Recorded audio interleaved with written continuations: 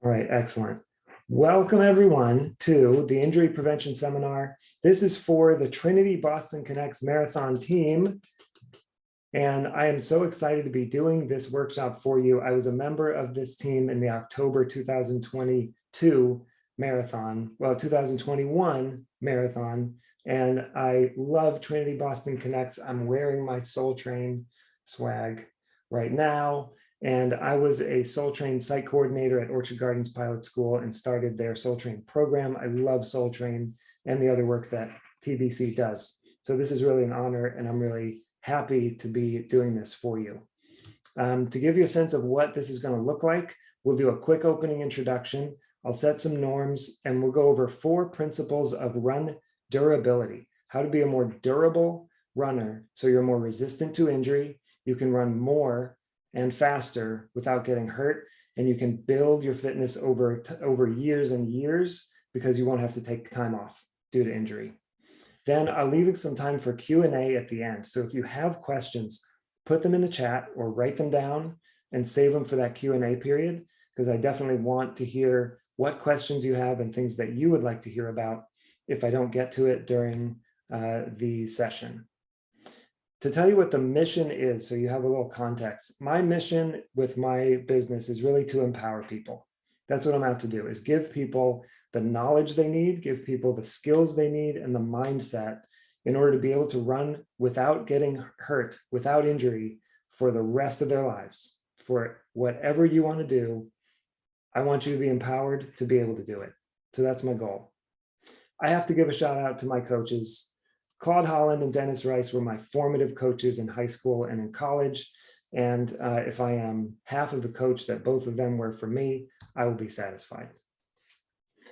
A couple of norms to just for all of our comportment, and while we do this workshop, please keep anything confidential that other people share. You are welcome to share any stories or anything I share about myself. You are welcome to tell anyone that you'd like. It is not confidential. But if someone else shares information about their injury history or a story about them running, please do keep that confidential. Listening and respect are really important to me. And so if anyone else is sharing, please give them that gift, and also myself. Step up, step back is a norm to make sure everyone gets to be heard. So if you are stepping up lots of times to share or to ask questions, step back for a moment and let someone else participate. And all are welcome. All opinions, all views, all questions, all people, all everything are welcome. So here they are, the 4 principles of run durability. We're going to talk about cadence. Don't worry, I'll tell you what that is if you're not sure. We're going to talk about frequency, how often you run. We'll talk about what to do before you run and what to do after, and about easy running versus hard running, and how much of each you should do to optimize your injury prevention. So let's talk about cadence first. What is it? If you know what cadence is, type it in the chat or unmute and say, I think I know what cadence is when it comes to running.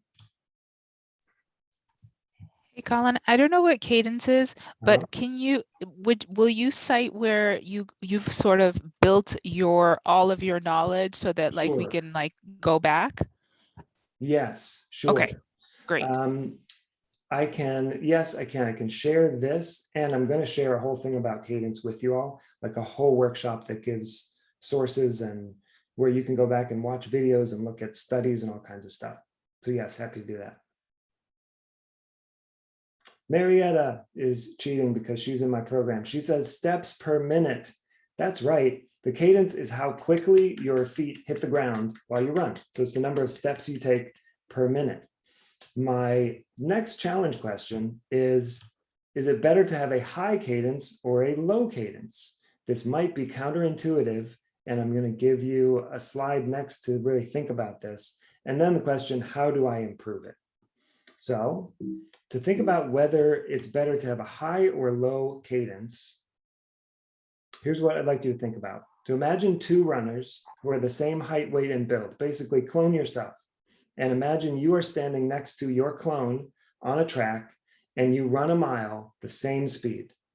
You run that mile in 1,500 steps. And your clone, person B, runs it in 1600. They take more steps than you did to run the same distance at the same speed. So my question is, who is more efficient? Who is less prone to injury? Like, which one's better? Taking less steps at the same speed, same distance, or more? Is higher cadence Less? better or lower? Lower? Okay. I'm going to try to convince you here that it's actually better to take more steps, even though that sounds completely upside down. And here's a few reasons why. One is vertical oscillation. So if you are taking fewer steps over the same distance, you're moving more in the vertical plane, up and down. If you could imagine somebody kind of bounding and leaping across a distance, you can see that they're moving up as well as they're moving forward. But if you can imagine someone taking lots of quick steps, they're moving on a much more flat trajectory. There's less up and down movement. And so they're actually moving less distance over the same track, over the same mile. So that's one way to think about this. Another is ground forces. So if you again imagine a runner leaping and jumping from one foot to another, who's hitting the ground harder, and who is hitting the ground lighter?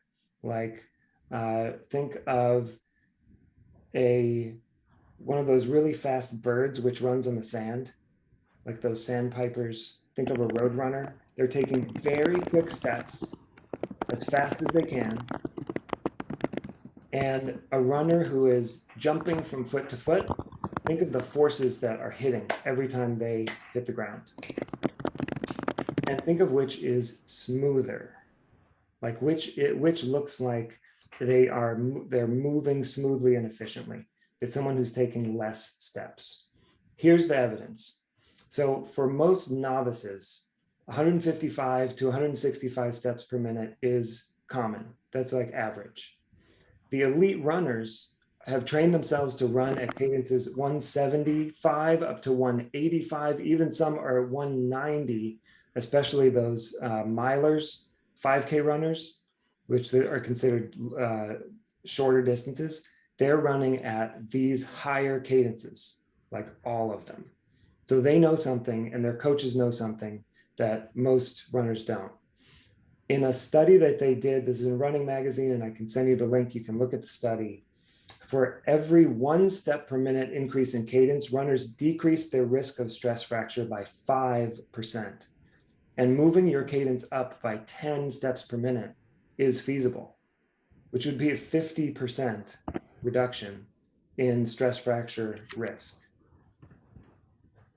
So just moving it up 5% could really impact managing the forces of your legs hitting the ground and lead to reduced risk of stress fracture, less forces on your legs, and it's more efficient. So that's our answer to number one. The number one principle is higher cadence. So how would you do that? If you wanted to go about increasing the number of steps you take in a minute, go gradually. Don't try to do it all at once. Don't try to go from 155 to 175 all in one go.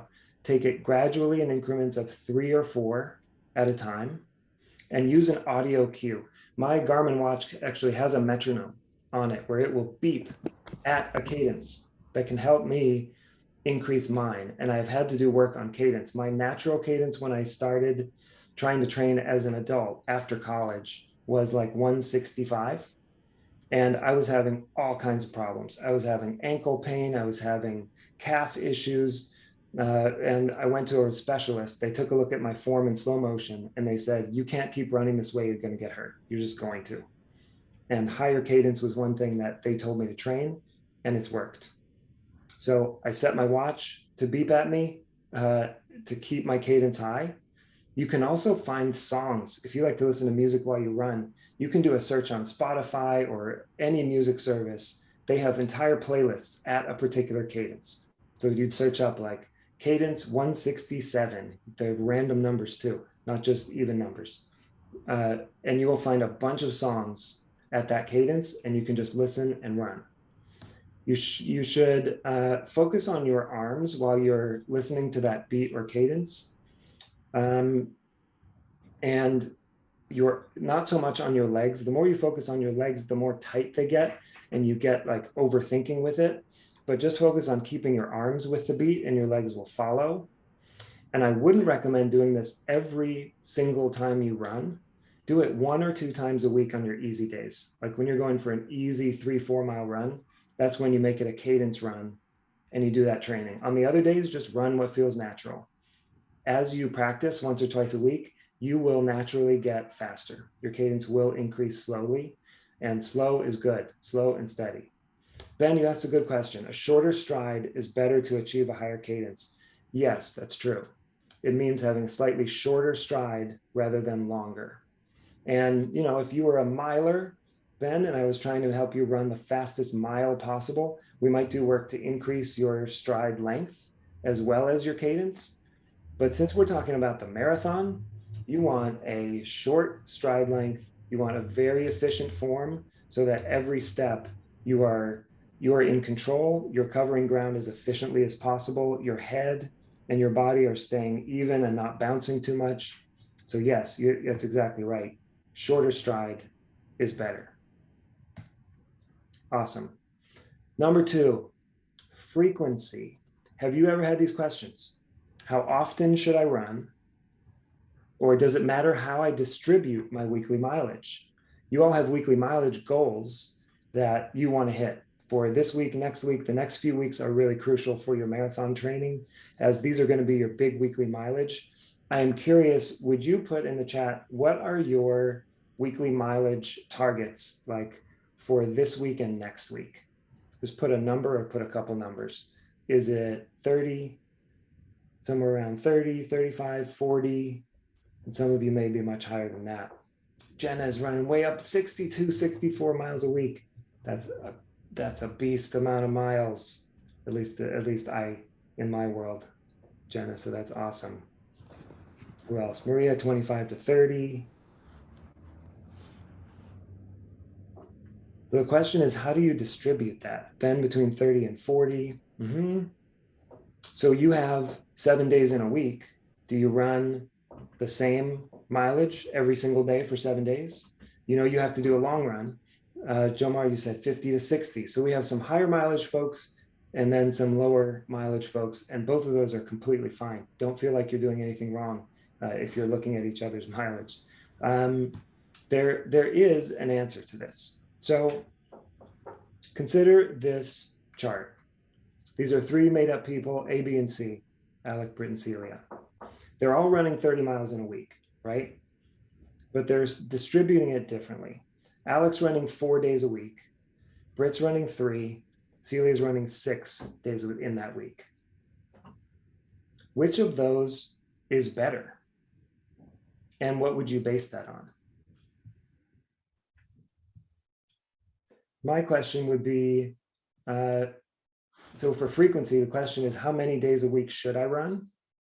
And is it better to do more days per week or better to do this higher mileage? Maybe Britt has got it right and is doing 3 10-mile runs in a week. She's getting 3 hard 10-mile runs in. Maybe she is going to get better faster. So here's how I would think about this and the perspective that I would give for this question. Is using promo code TB10. There's a thing called the magical first 20 minutes. So this is in the research that the first 20 minutes of running are when your nervous system and your muscular systems are tuned, like highly in tune and thinking and aware of exactly how your muscles are moving, and they're aware of tension and they're aware of relaxation, and your brain is really on for running form. After that 20 minutes, it starts to decline, like there's a decrease in return. And we kind of the law of diminishing returns. And after a while, we transition more and more into autopilot mode and slip into unconscious form where we just kind of go for however long that run happens to be. But that first 20 minutes is the most crucial part for building good run form. And when your body is really tuned with how the ground feels and how the forces are on your legs and all of that. So if you looked at it that way, and you asked which of those runners are getting more of those first 20 minutes, Celia is getting 120 minutes of those magical first 20. She's maximizing the amount of time that her body is highly tuned to her form. So in this case, I would say that Celia is going to, her form is going to increase more and faster than Alec or Britt because she's running more days per week. I'm not saying that you have to do exactly what Celia is doing or you've got to run 6 days a week. But if you have a choice between doing what Alec is doing, like those a 5 mile day, a 7 mile day, a 6 mile day, and then a 12, split the 7 miler into 2 and do 3 on Wednesday, 4 on Thursday, 6 on Friday. If your schedule allows that, it is worth it to go out for those short runs. So here are the top line points to remember about frequency. If you can, increase your frequency and make sure you take rest. So running every single day, 7 days a week is not a fit for most people. For some of us, we can do it. If you have been running for years and your base is really strong and you have done the work on the strength and durability, you can run 7 days a week. And some people put strings of runs together for months and months, in some cases years, where they haven't missed a day. But that's not for most of us mortals. I want you to remember even your short, easy runs are paying off. They are worth it. They're giving you a benefit, even if you can't feel it, even if you're not tired and the run doesn't hurt, it's still giving you a benefit of improving your form quickly. And it's worth it to just go out for a 20-minute run. That is worth it. Neurologically worth it. All right, ready for principle number 3. What should I do before I run? Anyone had these thoughts? Like, I know I should be warming up. I don't want to get hurt. Or like, should I be stretching after? When should I be doing my stretching? Should I be doing a cool down? I just come in the house after I'm done running and I get in the shower and then I sit down on the couch. Should I be doing something and maybe having a little guilt about how I should be warming up or I should be cooling down? I know I have had that. Colin, I was always told, I don't know if this is a myth or not, but you shouldn't stretch before. There's like there's no benefit to stretching before you run because your body and your muscles are best for stretching when they're warmed up. So when you're just starting, I don't know, that's what I heard, that there's no benefit. And I've walked around with years with that myth in my head. So I always just stretch after because I'm like, somebody told me that there was no benefit to that. And I didn't ask them to cite where they got that reference from. Yes, that you heard right. And I've also heard the opposite. And when I was in high school, I was told the opposite. We stretched. Like we did longer hold stretches before we ran. We also did it afterward, but you are correct.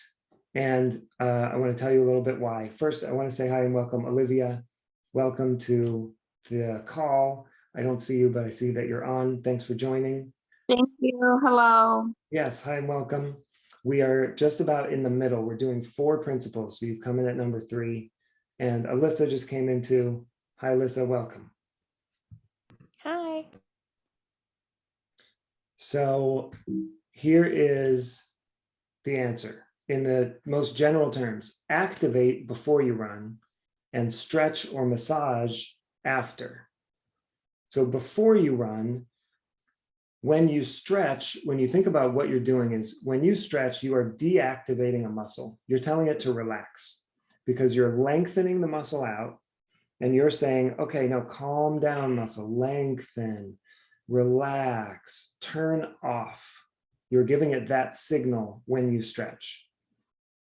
When you're about to go run, do you want to give your muscles a signal to relax and turn off and stop firing? No, that isn't beneficial. And if anything, it can be harmful, especially if you're about to run hard or fast or do hills or do a track workout and you're doing long, slow, static stretches where you're, holding one pose for over 30 seconds. I would recommend not doing that.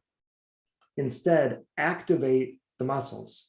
That can be anything that you do that's moving and telling the muscle to fire, telling the muscle, wake up, tell the muscle, we're about to do something, get warm and start contracting, and reminding that muscle how to contract fully so that when you go to run, it's ready to fire.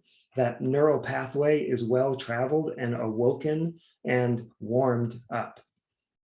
So things to do before you run to activate, there are lots of options. You can do some squats and some lunges. Those activate the muscles that you're about to use to run. Those perfectly activate a lot of those muscles, especially the glutes. Runners have a tendency to have inactive and non-firing glute muscles. So anything you can do to wake those up and remind your body, fire the glutes, we need them to run. They're the strongest muscles in the body, and we don't always use them effectively as runners. Wake them up. I like to skip. I literally skip down the road while I'm warming up as I'm starting to walk before I run. I'll do some skipping, hopping on, if you think about it, it's hopping on one foot. It's waking up the calf muscle, all the ankle, all the foot muscles. It's waking up the glute because I'm pushing off the ground to get that hop. Walking for 3 to 5 minutes before you run will help warm up and fire those muscles. Leg swings are also good. Anything that is moving and active and firing. To give you an example of a routine, because there exist these routines for warm-ups. This is one. Has anyone seen this before? The Myrtle routine. Myrtle rhymes with girdle. Is how you remember this. It strengthens the hip girdle, all the surrounding muscles of your hips, which runners need and must keep active and strengthen. So this routine has 12 steps. It takes about 5 to 6 minutes once you get it down. And doing this before you run will activate and fire all those hip muscles and get them warm, ready to go out and run. I do probably 8 to 10 of these before I go run. There are a couple of them that I haven't found beneficial or that I've cut out my routine out of time constraints or laziness. But these 12 movements are huge for runners. And you can look up this Myrtle routine. It's also going to be in what I send out to everybody. I will send out this visual as well as a couple of videos where you can see these. It's hard to see in a visual, but to see it from a couple different angles, exactly how the leg swings go is really helpful. I see your question, Ben. Ben is asking, should things like foam rolling be left till after? Yes. If you want to foam roll or stretch, like a static long hold stretch, the best time is after you're done running, when you want to turn the muscle off. You want to relax it. And once the muscle is warmed, it is much more tolerant of stretching. So you're less likely to tweak something, less likely to stretch too far, or pull something. Foam rolling is the same. Foam rolling triggers the muscle to relax. So if you're putting pressure on a muscle, you're telling it unclench. You're telling it to relax. It's like pushing on a pressure point tends to make it melt away. When you get a massage and they really push in on those points, they melt and they relax, and that's what you want if you want to increase your flexibility. So the most effective time, when you're still warm after you run. We've got principle number 4. The last one is easier, harder. So how do you balance hard running and easy running? How many hard runs should I do each week? Hard running, I'm thinking of fast workouts on the track. I'm thinking of hard hill runs, running up and down hills hard. I'm thinking of tempo runs where you're maintaining a fast pace for an extended period of time. And I'm thinking of long runs where you go out for your long, slow distance. Those are tough days and those are taxing. And then how many easy days should I put? in between those hard days. Do the easy runs actually help? Which if you've been paying attention, yes, they do. Those easy days are very necessary.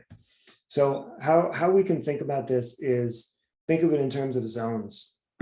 So here are 5 zones that you could think of running as. Ooh, 80-20, Jomar, good. That's a preview of coming attractions. So if zone 1 is slow walking, 2 is your easy jog. You can breathe through your nose. You can have a conversational, that's your conversational pace. 3 is a steady medium run where you can breathe evenly and deeply, but talking, you'd have to stop to breathe for a minute. Fast running is more like doing 400 or 200 repeats, or your stride pace. If you do strides before or after a run, that's that pace. 5 is sprinting, like all out, you're out of breath, cannot talk. So how much of each of these should you do? The most common mistake is that many runners stay here in zone 3 and they do all of their runs at this steady medium pace and very little easy jogging, and then very little fast running or sprinting. And the reason that this is a mistake is that those steady medium run days are taxing on the body, and you should have some rest in between them. And they're not giving you as much benefit in terms of your speed and your form and efficiency as the fast running and sprinting. So they're spending too much time in this medium range. To show you a visual of what this looks like, 2 more made up people, Alonso and Bettina. So Alonso is doing what a lot of runners do, spending a lot of time in zone 3 and then doing a little bit of 4 and 5. And if you broke that into hard and easy days, look how much red he is doing. It's like 80% of his running is hard running. Bettina, about 80% of her running is easy running. She does some walking. This is some walk run. So she has some scheduled walks inside her runs. And she also does a lot of long, slow paces. She takes easy runs at that conversational, I can still talk, I'm not out of breath pace. And she still does some hard days, but they are managed, and she takes easy days in between. So the principle here is 80-20, exactly as you said, Jomart. 80% of your runs should be at this easy pace. And to go back to that chart so you can see it again. There it is. In these first 2 zones, especially us marathon runners, if you're looking to run a marathon, a lot of your time is spent in this zone, walking, easy jogging. Some of it, particularly if you're trying to hit a particular time, if you're a Boston Marathon qualifier, if you have a time in mind that you're really pushing for, and this is like your 5th or 6th marathon, you are definitely spending more time than mere mortal humans in this faster running and steady running zones. Not much sprinting. It's not that beneficial for marathon runners. It can be fun, but it doesn't do a whole lot for you. This steady in this like zone 3 to 4 and spending a lot of time here will really benefit you in those later miles if you're really competitive. If your goal is to finish and finish healthy and feel good finishing, then you're going to spend most of your time here in zone 2 with some zone 1. I want to check on questions. Now that we've covered those 4, this is the general overview. So you want your cadence to be higher. It's more efficient and less taxing on the body. A higher frequency of number of days you run in a week. You want to activate your muscles before you run, stretch them after, and have a balance of about 80% easy running, 20% hard. Now, some questions. You are welcome to raise your hand, and I'll see that you have a question. I can call on you because I can see visually, or you can type a question into the chat. and I'm happy to answer it. So what questions have you got?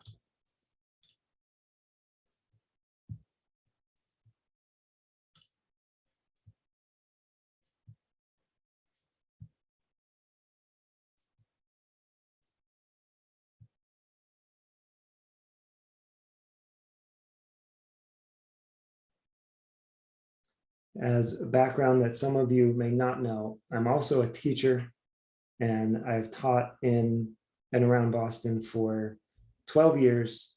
So appropriate wait time and letting people know it's time. They can now ask a question I'm very comfortable with. So it is good that I know you are thinking and formulating your questions. Thanks, Jenna. That's right. Wait time is legit. People need time to think. Okay, Ben. Is it okay to take days off? How detrimental is it to your training to miss miles? Really good question. Some of this depends on how well you know yourself and what phase you are in of your training in the long picture of things.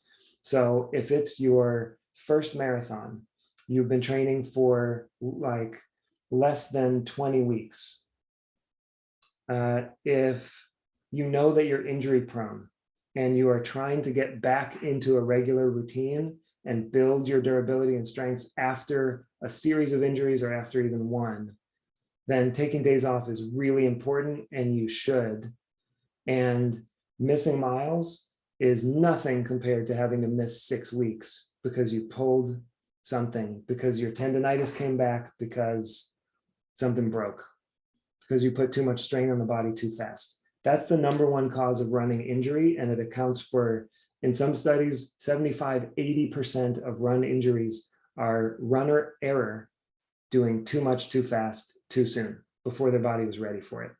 So I encourage people to take those days off. How detrimental is it to your training to miss miles? This is such a it depends question. Particularly later in the game. And Ben, if you want to put a more specific, like how detrimental is it in the last 2 weeks before a marathon to miss the miles, or how detrimental if you've got to miss a long run, should you make it up or just wait until the following week and call that a loss and I'm just not doing a long run this week? Is that going to ruin my chances? The best answer I could give is missing one run is not going to make a big difference. But if you are consistently finding that your schedule or your life with children or whatever is happening elsewhere in your life is causing you to miss 1 or 2 training days per week over the course of months, that is going to have an impact. And you will be less fit and you'll be less durable because you're missing consistently those miles. I hope that answered your question. Let me know if it did. And then to answer that in another way, if you're feeling a little like twinge of pain, or you wake up and your ankle like says something weird and you're like, oh, I don't know, should I take today off? I'm always going to say, take the day off or walk instead of run. You were gonna do 30 minutes of running, do 45 of walking. You'll get nearly the same benefit and be much safer. And then you can see the day after that pain may have gone away and it's okay. You can just do what you were planning that day. But missing one day or even missing a whole week to prevent an injury is better than pushing that week and ending up missing 2 months because you got to go to PT. Good, Ben, I'm glad that answered it. Jomar, you asked information about BPM. Do you mean when I talked about cadence and steps per minute, or do you mean heart rate, beats per minute? Heart rate. Yeah. And can you share a little bit more of what you're curious about with heart rate? Yeah, I want to ask about the heart rate because I a little bit worry about it. and Hmm. when I run, sometimes my heart rate goes up. So Mhm. I'm trying to control it, but I have been trying to control it through my Garmin. Yeah. Because the easy joggings, I look at my watch, and then I have this the belt also. Uh-huh. So I try to control it, and then I have been hearing that I shouldn't push too much, that my heart should be like overworking or something. Mm. So, and if I do too much, then I might get hurt later, so I won't be able Mm. to run further. So I'm a little bit worried. So I don't know what's good, what's not, but Mm. I just got some information from book, and I'm Okay. just trying to control it from my watch. That's it. That's the Okay. limit of my knowledge. So Yeah. I wanted to get more information if you could. Yeah. Do you have any history of heart disease or any heart condition? No, I don't. Okay. I feel very good. I Good. run every day at least Good. 6 to 10 miles, so I feel Okay. very good. But that's why I'm a little bit concerned. Maybe And it's wrong. how high is it getting that you get concerned? What is that zone where you get worried? 170, 180. Mm-hmm. And you're how old? So If you don't mind my asking, the I'm range of how old you it's, I just turned 40. Okay. Okay. And it's how long, do you know how long it's staying in that zone? Like 170, 180? It's not that always, actually. I'm trying to keep it under 140 always Okay. when I run, but when I do intervals, then it goes up to Yeah. sometimes 170. And I try to control it, but when I go to the races, at the end of the race, sometimes it goes up to 180. So Mhm. it's only on the races, but when I train, I try to control the heartbeat. Yeah.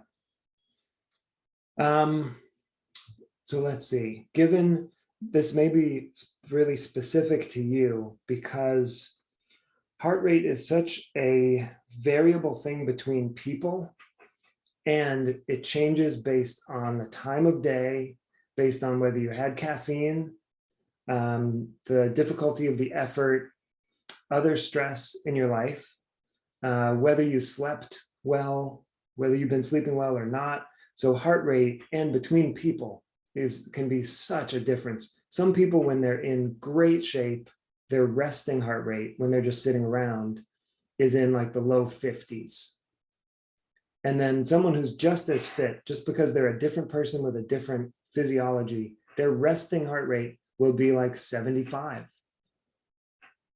And it's just the difference between humans that we have a wide range of individual differences.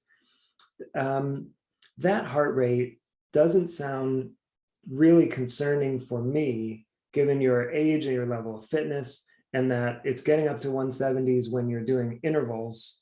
That sounds about normal to me.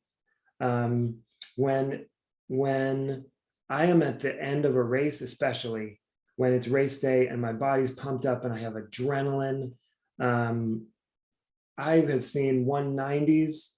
A few years ago, I'm in my late 30s. A few years ago, I had hit over 200 for a couple of minutes at the end of a 5K. And I was like, whoa, that was fun. That's what 200 beats a minute feels like. And it didn't feel good. It was, the pain at the end of a 5K trying to finish as hard as I can. So I haven't seen research that says that spending too much time in high heart rate zones is bad for you. I've not seen that is dangerous.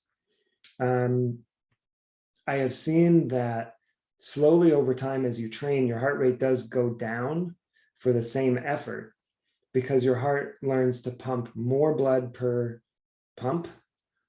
It's called your stroke volume. So the volume of blood that pumps every time your heart beats increases. And stroke rate is how quickly it can pump. And one measure of fitness is how quickly your heart can get to a higher heart rate, because your heart is ready to go. So if you jump up and start running right now, your heart would go from 60 beats a minute to 150 in 30 seconds. And that's a measure of how fit that you are as a runner, that your heart can do that. It's pretty incredible that you can be sitting around at 55 beats a minute and then go run at 180. Like, it's incredible. So I wouldn't be too concerned that it's 170 to 180. When it's that high, do you feel out of breath, like you can't catch your breath and you feel like you need to stop?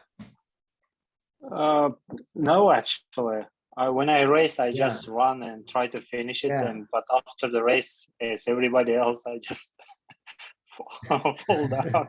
Yeah. But when you're doing intervals, you're done with that interval, your heart rate's up in the 170s and you can see it. You're breathing and you're walking and you're not like doubling over or having to lay down.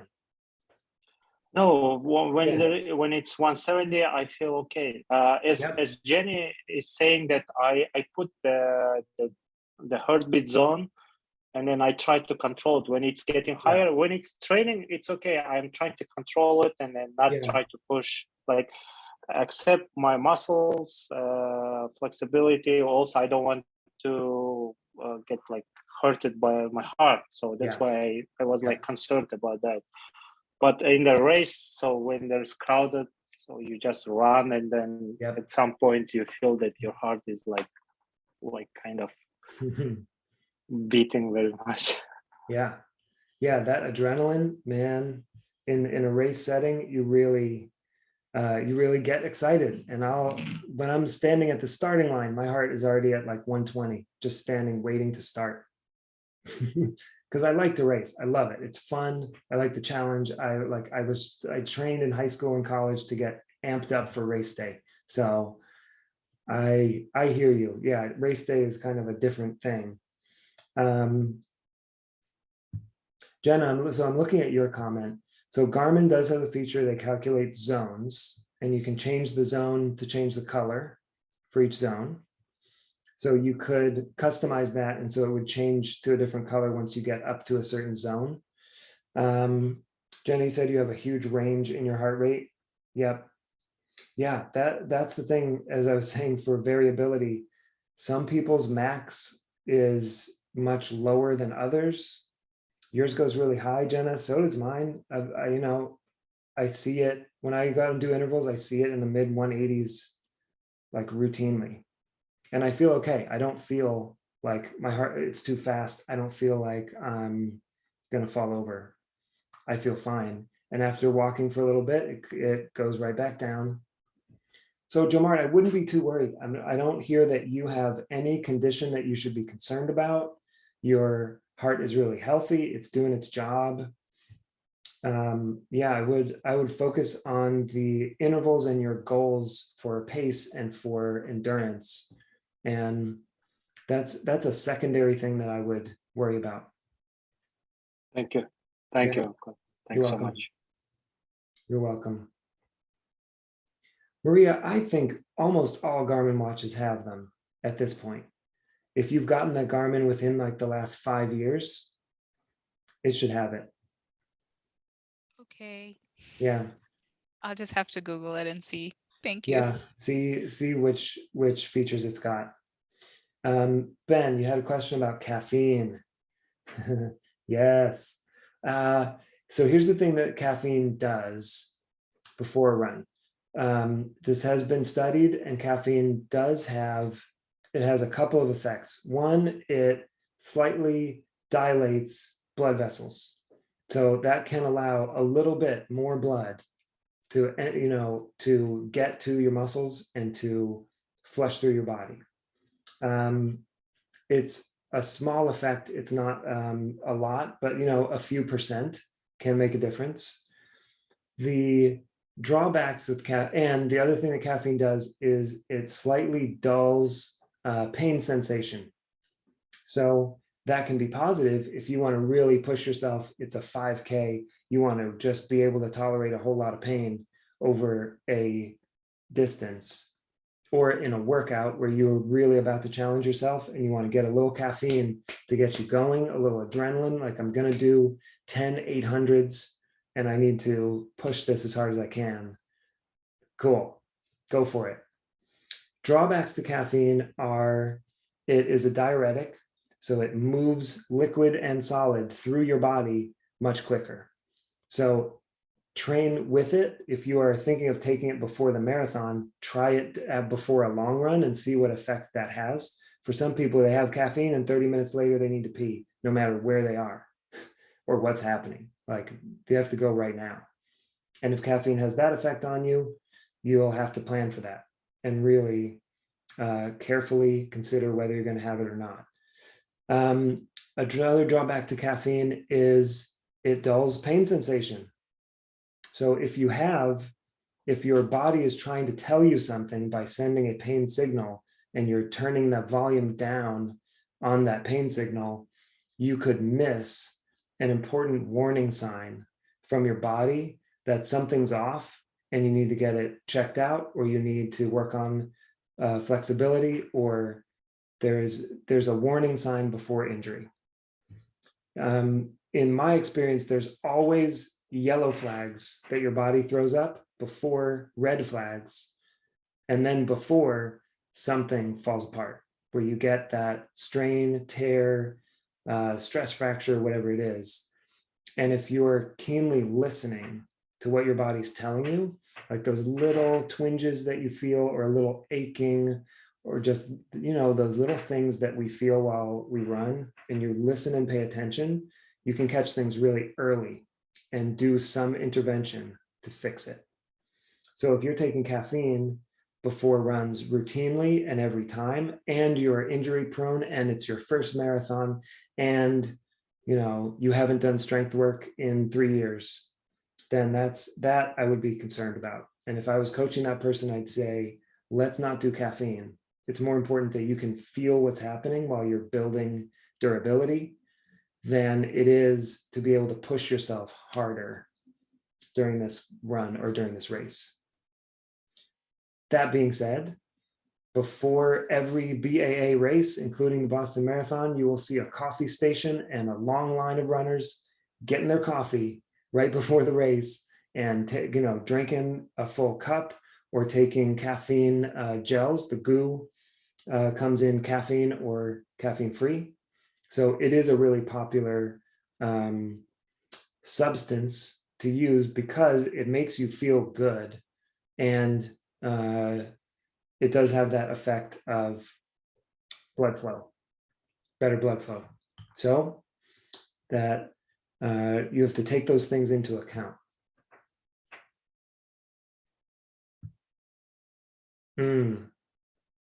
Yeah, Daisy, good question. What if you naturally always have coffee, a cup or two of coffee, but you avoid taking it on the big day?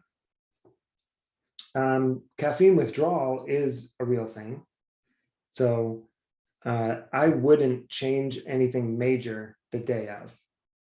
I would do your regular routine. So if you always have a cup of coffee around 7 a.m. and you're thinking the day of the marathon, you're going to change that and not have the coffee, I wouldn't do that. I would do the same routine.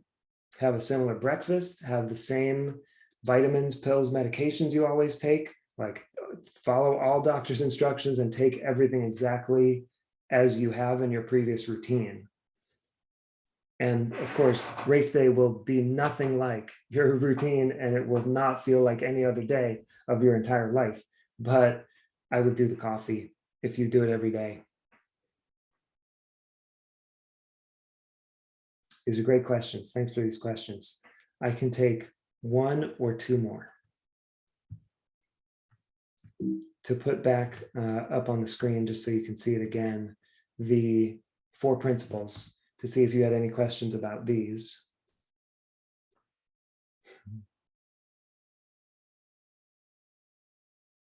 So what I'm going to send you, while you are maybe thinking of a last question that you could type in the chat, I'm going to send you a guide on, I'll send this through Daisy and Shakira, a on increasing your cadence. I put together a booklet on how to do that, really broken down step by step, including kind of a workbook where there's some questions for you to write in your plan and write in your current cadence and do a calculation of how you'll increase it. The higher, I'm also going to send a before after, like what do you do before, what do you do after, that will include the Myrtle routine and a couple of other things. Yeah, Ben asked about alcohol and Olivia asked about recovery after a long run. Yes. Okay, good. Glad you asked about recovery. I'd like to talk about recovery. Ben, avoiding alcohol. Like with caffeine, alcohol has certain effects on your body that you should consider while you are training. It is dehydrating and it has effects on the quality of your sleep. So if you're drinking before bed, multiple times per week, you are definitely negatively affecting the quality of your sleep. And sleep is one of the #1 factors in your recovery, to get to Olivia's question. So anything that's negatively affecting your sleep, I would limit, because you need a lot of sleep to recover from the amount of mileage that you are doing and the stress you're putting on your body. You know, can you have a glass of wine with dinner? Sure. I don't think that's going to have a negative effect on your performance. If that's part of your normal routine, that's something that you have been doing. It is something that you can continue doing. And I would limit, I wouldn't increase alcohol intake while you're training for a marathon. I will say that. And I would think carefully about it because of some of the negative effects it has on, as I said, hydration and sleep. Recovery. So Olivia, there's so much about recovery out there, but every time, whenever I've done the research on this and I've looked at like, do the gimmicky things about recovery really work? Like the cryotherapy and the dry needling and the massaging and the cold packs and the hot packs and all of the things out there about recovery. I'm going to make up a number, but 80% of recovery at least is just sleep and nutrition. It's, are you sleeping like 7 to 8 hours or more per night consistently every night of quality sleep? And are you eating good, nutritious, real food, mostly plants, and plenty of protein? Those are the two things that are almost all of what is recovery. So recovering after a long run, sleeping and eating good, real food, lots of vegetables, lots of plants are the top two things you can do. Going for a walk or an easy run the day after a long run can be beneficial because it gets circulation going. What heals your muscles from fatigue and from damage is circulation. It's blood going to your muscles and tissues. That's what heals it. So something light that you could do, getting on the elliptical for 30 minutes, going for a walk for 45 minutes, an hour, doing a light run. And that depends on where you're at. A light run for you might be 7 miles, easy. A light run for someone else might be 2. But whatever that means for you, a light run, walk, jog is a great recovery day activity. Do like 3 minutes run, 1 minute jog. Or I'm sorry, 3 minute run, 1 minute walk. Or 4 minutes running, 1 minute walking. That's a great recovery day move.